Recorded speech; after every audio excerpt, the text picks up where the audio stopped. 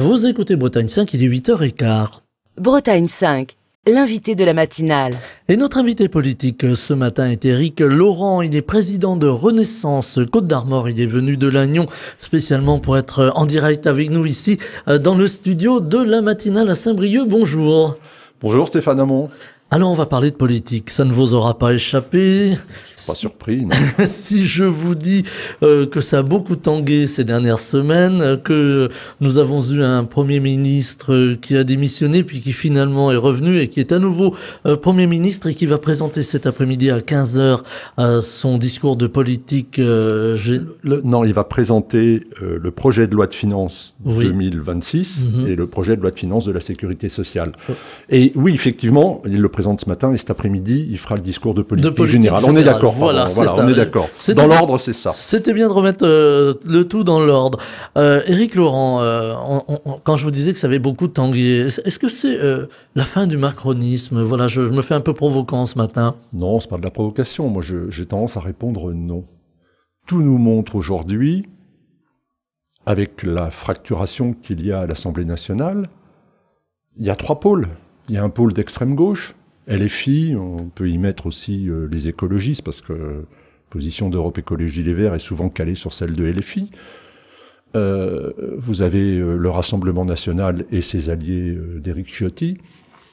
Et puis au milieu de ça, il y a le Parti Renaissance, Horizon, le MoDem, les Républicains, le Parti Socialiste, je mettrai aussi le Parti Communiste, qui sont des partis qui ont été au gouvernement, qui sont des partis de gouvernement, par contre qui n'arrivent pas à se mettre d'accord sur quelques objectifs communs, de manière à débloquer la situation. Mais moi je dis, c'est pas la mort du macronisme, au contraire, on voit bien que le pilotage de la France, la gouvernance, elle se situe plutôt centre-droit, centre-gauche, et que pour l'instant, même si certains sondages expriment que l'extrême droite fait une montée, pour moi, le macronisme a encore de belles heures devant lui. C'est le en même temps, c'est la gauche, la droite, centre-gauche, centre-droite, le centre. Parce qu'une mesure de gauche ou une mesure de droite, comment on décrète que la mesure, elle est de gauche ou de droite? Si on dit que le travail doit payer plus, c'est de gauche ou c'est de droite, ça? Non, c'est pour le portefeuille de nos concitoyens. Avec aussi... allez, on va dire une colère, une lassitude des Français qui voudraient bien que les choses avancent. Et puis, ce budget qu'il va falloir, bon an, mal an, quand même voter avant le 31 décembre, avec les fameux 70 jours d'examen par les parlementaires. Il y a une forme d'urgence, là. Il y a une très grande urgence.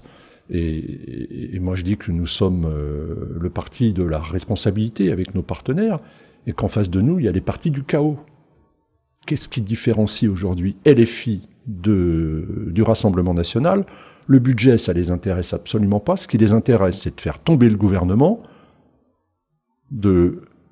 d'avoir une dissolution de l'Assemblée nationale pour le Rassemblement National notamment, et d'avoir une démission du président de la République, ou alors une destitution, comme LFI l'a porté déjà 2 ou 3 fois, ce qui est impossible à faire, et je vois pas sur quelle base. Enfin, le président n'a pas commis de faute majeure. Et parce que chacun a son agenda. Donc, on est déjà dans 2027, là, finalement. On est avant 2027. Bon, il y a des élections municipales, mais là, qui n'ont pas l'air d'intéresser particulièrement. Il y aura du règlement de compte dans certaines communes, entre des forces de gauche, apparemment, qui sont prêtes à se battre. Nous, on porte des candidats dans des listes les plus ouvertes et les plus larges possibles. On pourra parler des municipales. Mais le Rassemblement national, il souhaite... Alors là, il était très silencieux depuis un moment, et puis on ne sait pas pourquoi Marine Le Pen a eu un procès qui lui a pas été très favorable. Et donc maintenant, ce qu'ils veulent, c'est une dissolution de l'Assemblée nationale, avec de nouvelles élections, en espérant être majoritaire ou le plus près possible de la majorité absolue, et puis pouvoir voter une loi qui permette à Mme Le Pen de se présenter en 2027. Parce qu'aujourd'hui, ça n'est pas possible. Une forme d'amnistie, finalement. Ouais, quelque chose qui lui permette d'y aller. Elle a déjà contesté les attendus les minutes du procès. Elle a eu un comportement vis-à-vis des juges et vis-à-vis de la justice pour un parti qui disait que la justice n'est pas assez sévère. Quand la justice s'applique au Rassemblement national, elle est trop sévère.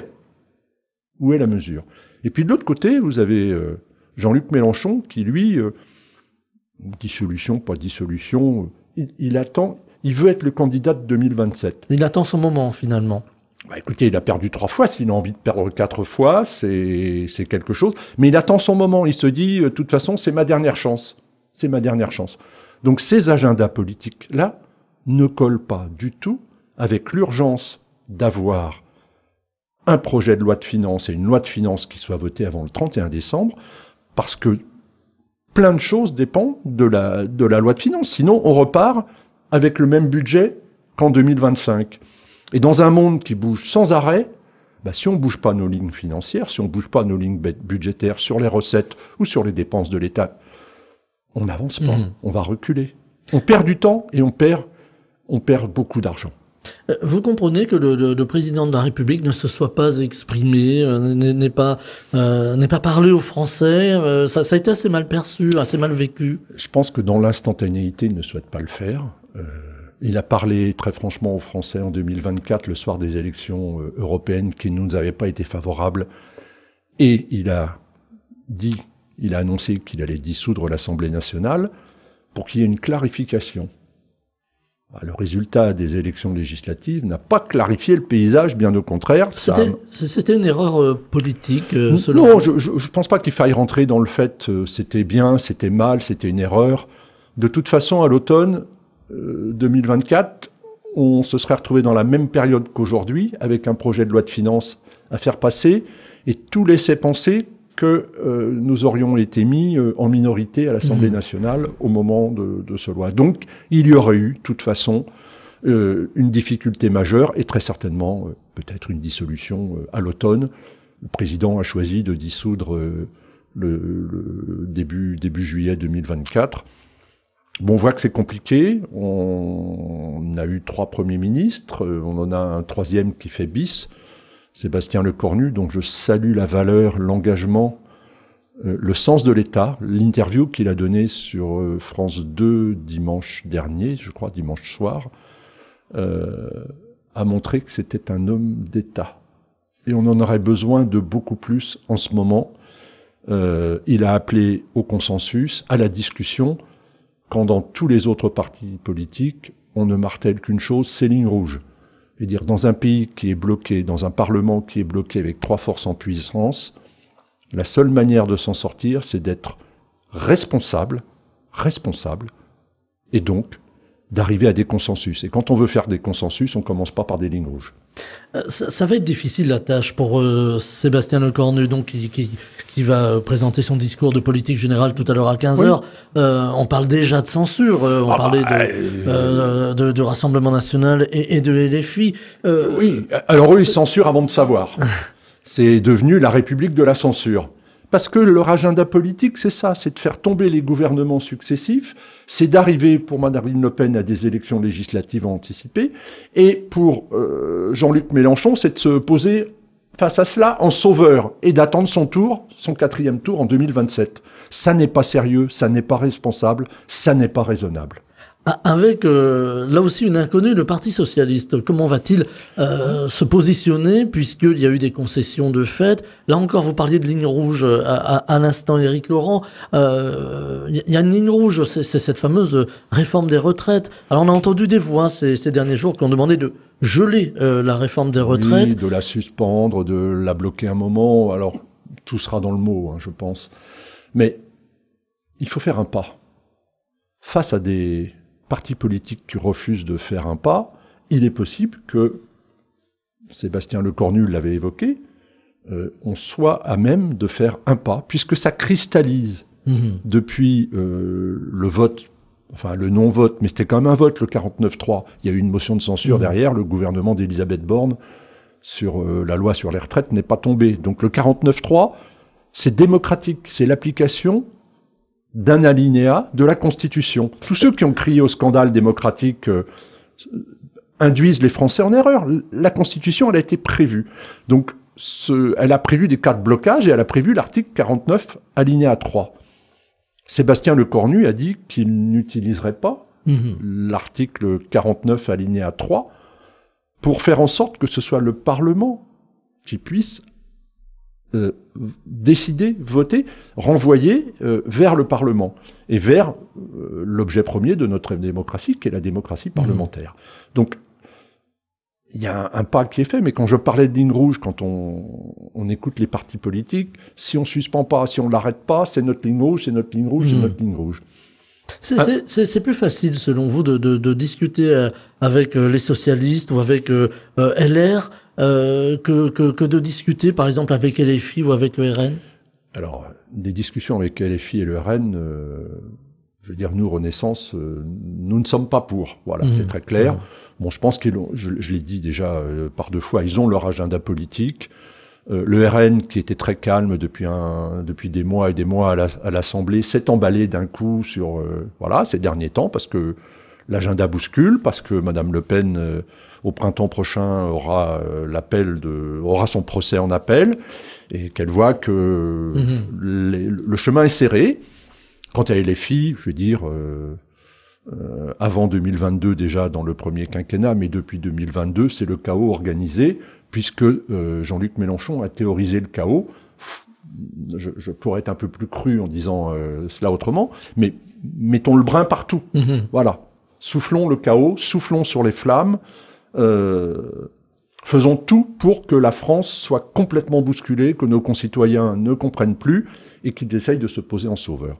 Non, par contre, discuter avec les partis que j'appelle de gouvernement, que nous appelons de gouvernement, soit le Parti socialiste, les Républicains, mais aussi le Parti communiste. Et puis il y a un groupe parlementaire aussi à l'Assemblée nationale qui s'appelle l'IOT, qui est un groupe composé des indépendants, un groupe d'une vingtaine de députés qui font des propositions. Qui n'ont pas pris d'ailleurs de décision s'ils sanctionneraient ou pas le gouvernement. Vous savez, une censure au Parlement, c'est 289 voix minimum. C'est la majorité absolue au Parlement, 577 députés. À ce jour, LFI, le Rassemblement national, les écologistes, on peut y ajouter, je pense, les communistes voteront la censure. Maintenant, que vont faire les Républicains et que vont faire les députés du Parti socialiste? Moi, j'en appelle à la responsabilité de chacun. Il y a une division chez les Républicains. Complète. D'ailleurs, Bruno Retailleau en a un peu fait les frais. Il a allumé le pétard et puis ça s'est retourné contre lui. Chez les socialistes, ils sont aussi très partagés. Mais moi, j'en appelle à leur responsabilité. Aujourd'hui, ils n'ont pas envie particulièrement qu'il y ait une dissolution de l'Assemblée nationale et qu'il y ait une nouvelle élection législative. Si on veut que la France avance, si on veut apaiser la France, si on veut rassurer nos concitoyens et se projeter dans l'avenir alors que le monde à côté de nous déroule et avance très vite, je pense qu'il faut trouver une forme d'accord avec un gouvernement tel qu'il a été proposé, le gouvernement Le Cornu 2, quelque chose... c'est un gouvernement où les majors politiques ont disparu. Voilà, il n'y a pas de concurrent à faire campagne pour 2027. C'est plutôt un gouvernement technique. C'est plutôt, il y a quelques poids lourds. Je note la présence de Gérald Darmanin, mais qui a dit que son choix n'était pas, enfin, il ne se tournait pas vers 2027. Donc, il a un boulot ministre de la Justice, garde des Sceaux. Il a déjà fait du très bon boulot dans la période où il a occupé ses fonctions. C'est quelqu'un de grande confiance, de sérieux. Et je pense que dans un gouvernement, c'est un poids lourd qui peut apporter dans l'action. Mais il y a un certain nombre de ministres aujourd'hui qui sont... je pense à Ferrandou qui vient de la SNCF, qui est quand même un habile négociateur à la SNCF. Qui est déjà pointé du doigt. Ça va être compliqué. Alors moi, je voudrais saluer quand même note aussi positive. Je trouve que ce gouvernement, je l'ai écrit, il a de la gueule quelque part parce que on a des personnalités compétentes et qui sont pas en route pour 2027. Mais je voudrais saluer la présence de 3 Bretonnes dans ce gouvernement. Anne Le Henanff, Marie-Pierre Védrenne et Françoise Gatel, qui était déjà du précédent gouvernement, sur la décentralisation. Il y a une volonté affirmée par le Premier ministre de regarder de près l'organisation territoriale des collectivités, parce qu'il y a un diagnostic qui est posé depuis longtemps, c'est que pour certains projets, il y a 4 niveaux de collectivités qui s'en occupent.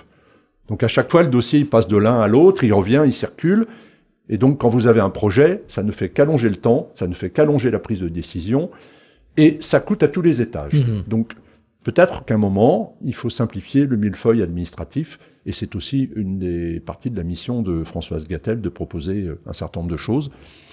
Il y a de nombreux élus qui appellent à de la simplification, mais la simplification... Il y a une attente, il y a une grande attente. Mais on dit que tout est complexe en France, tout est compliqué. Quand on veut porter un projet, de toute façon, vous mettez 6 ans en France, là où ils mettent 2 ans en Chine. Et en 2 ans, ça pose la question aussi de compétitivité. Ça pose la question de la compétitivité, et ça pose la question des nombreux appels, surappels, de la judiciarisation des processus. Et quand ça marche pas d'une manière, on a déposé une requête, on en repose une autre à la fin de la première procédure, parce que ça n'a pas marché, on retourne sur une autre procédure. Il faut simplifier, on a besoin de simplifier, on a besoin de simplification, que ce soit dans le monde agricole, que ce soit dans le monde du développement économique. On a besoin de gagner du temps, d'aller plus vite, et donc d'avoir une meilleure productivité quelque part pour faire concurrence à ceux qui ne nous attendent pas. Avec aussi la question, là encore, ça nous ramène au budget, au déficit de la France. Il faut bien reconnaître, la situation économique de la France n'est pas reluisante. Il faut continuer à faire des économies, mais il faut rester quand même compétitif. Comment résoudre l'équation? Hier, on a un Français qui a été désigné prix Nobel d'économie. Philippe Aghion, ouais, c'est ça. Son credo, c'est la croissance par l'innovation.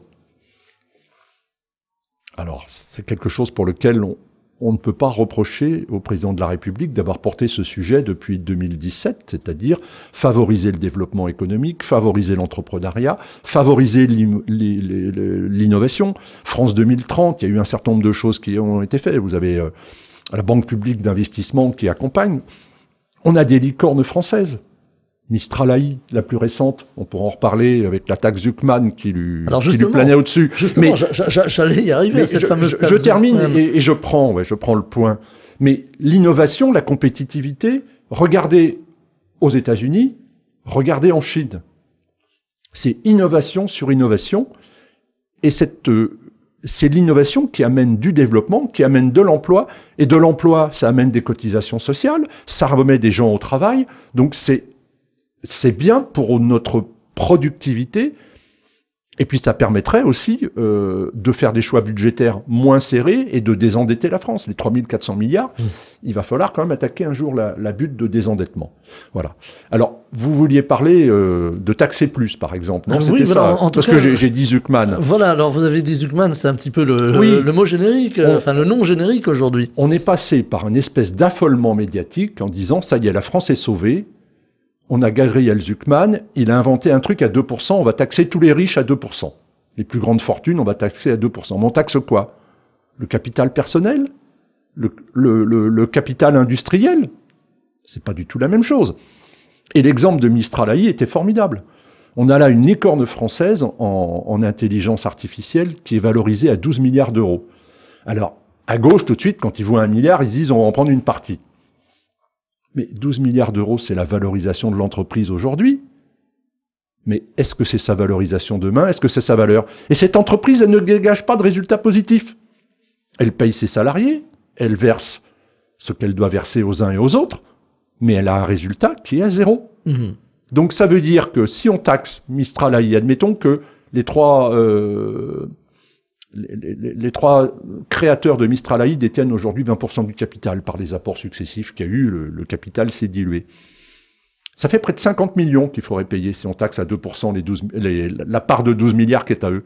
Ça fait 50 millions. Mais ils les ont pas. Ils les ont pas. Le président de Mistral AI dit ces 50 millions, je les ai pas. Alors je fais quoi? Je vends mes parts, je vends à l'État, et donc l'État devient successivement propriétaire, et vous allez voir que l'innovation, ça va se terminer. Donc avec le risque aussi de voir une mainmise d'un autre pays perdre la souveraineté. Par exemple, oui, c'est une fausse bonne idée. C'est une fausse bonne idée. Donc, hier, moi, j'ai écouté Philippe Aghion, qui a dit tout le respect qu'il avait pour M. Zuckman, mais qu'il a dit il se trompe.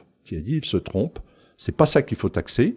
Je pense que les plus grandes fortunes, on peut trouver des solutions, et moi je pouvais l'évoquer aussi récemment.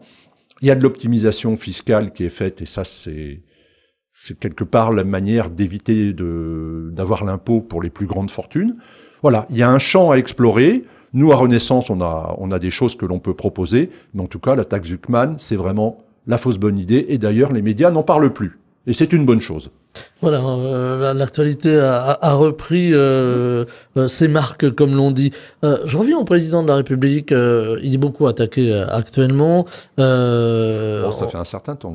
Oui, déjà. Mais là, en ce moment, tout le monde se tourne vers lui. Si demain, allez, on va faire un peu de politique fiction, le président de la République jette l'éponge en disant, voilà, je suis fatigué, on m'attaque, je pars. Qu'est-ce qui pourrait se passer? On arrive au chaos, ce serait une forme de rupture, ce serait aussi une crise plus qu'institutionnelle, une crise de régime. Moi, je suis catégorique, il ne partira pas. Il l'a dit de nombreuses fois, je gouvernerai, je serai en fonction jusqu'à la dernière minute. Il a été élu une première fois, il a été réélu en 2022, il ira jusqu'à mai 2027. Alors il est attaqué de toutes parts, bien sûr.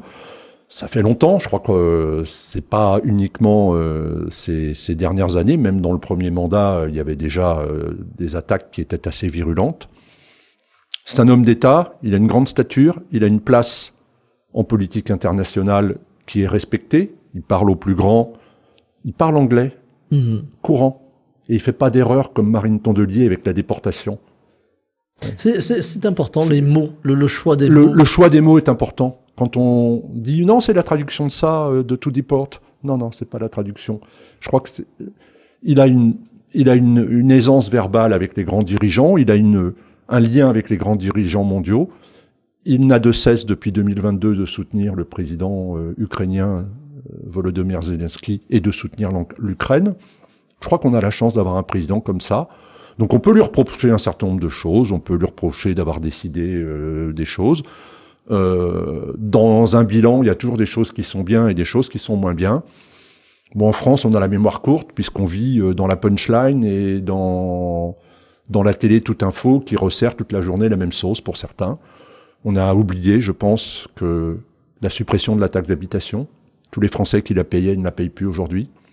La redevance TV, qui était quasiment une taxe dans tous les foyers, elle n'existe plus. La prime d'activité, elle a été augmentée sous les gouvernements successifs. On a créé 2 millions d'emplois. Le taux de chômage est passé de 9,5 à 7,3 en 2024, quelque chose comme ça. On a triplé le nombre d'apprentis, donc des gens mieux formés, des gens qui sont aussi salariés quand on apprend. Et si on avait pu connaître à notre époque cette chance de l'apprentissage, c'est-à-dire d'avoir un pied dans l'école et un pied dans l'entreprise. Moi, j'ai été tuteur d'apprentis, je trouve que c'est merveilleux. Quoi. Ils apprennent. Transmettre, finalement. On transmet, et donc quand ils rentrent définitivement dans l'entreprise, ils sont armés, ils sont opérationnels. Donc on a des salariés immédiatement opérationnels. Voilà, et la liste est longue. À côté de ça, il y a des choses qui n'ont pas été réussies.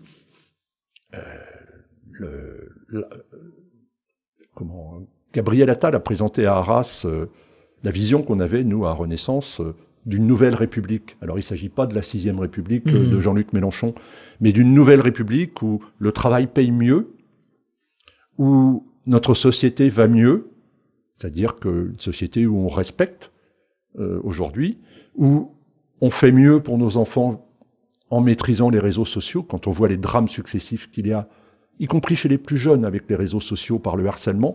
Voilà, on a un certain nombre de propositions. Donc voilà, je disais, le président n'a peut-être pas tout réussi. Si on revient juste sur les retraites, ça reste un cap qui a été difficile. Nous, à Renaissance, Gabriel Attal propose de revenir sur ce sujet et de remettre sur la table la retraite à points. Voilà. La retraite à points, c'était quelque chose de très juste et c'est la même chose pour tout le monde. Il y a eu, il nous reste trois petites minutes, ça va être très rapide, hein. Il y a encore beaucoup de sujets, mais vous allez revenir au micro de la matinale, Éric Laurent. Je voulais vous entendre quand même sur le fait que on a entendu Gabriel Attal justement, qui a eu des mots assez durs vis-à-vis du président. On a entendu aussi un ancien Premier ministre, Édouard Philippe, qui lui-même a osé parler de démission. Moi, je vais dire que on peut se priver des petites phrases. Privons-nous des petites phrases. On n'a pas besoin de ça en ce moment. Les enjeux, j'en ai donné quelques-uns. Il y a toujours la guerre en Ukraine. Il y a une économie qui est difficile. On a une concurrence exacerbée avec les États-Unis, avec le système de taxation mis en place par Trump. Les Chinois Ils attendent pas qu'on fasse quelque chose, eux ils le font. Donc, soutien au président de la République, moi je l'affirme, et je l'affirme au nom de tous les adhérents de Renaissance aux Côtes d'Armor. Nous sommes des fidèles du président de la République. Oui, bien sûr, nous sommes conscients que certaines choses ont été bien faites et d'autres ne sont pas allées au bout ou n'ont pas été satisfaisantes, mais il a apporté une nouvelle idée de la politique et je soutiens le président de la République. C'est là-dessus que l'on va conclure. Éric Laurent, président de Renaissance Côtes d'Armor, vous reviendrez, je voulais vous entendre aussi sur la paix qui arrive oui. difficilement à Gaza et en Israël. Ouais, ce petit mot, la libération des 20 otages hier, c'est pas la fin de quelque chose, mais c'est la fin d'une horreur pour ces 20 personnes.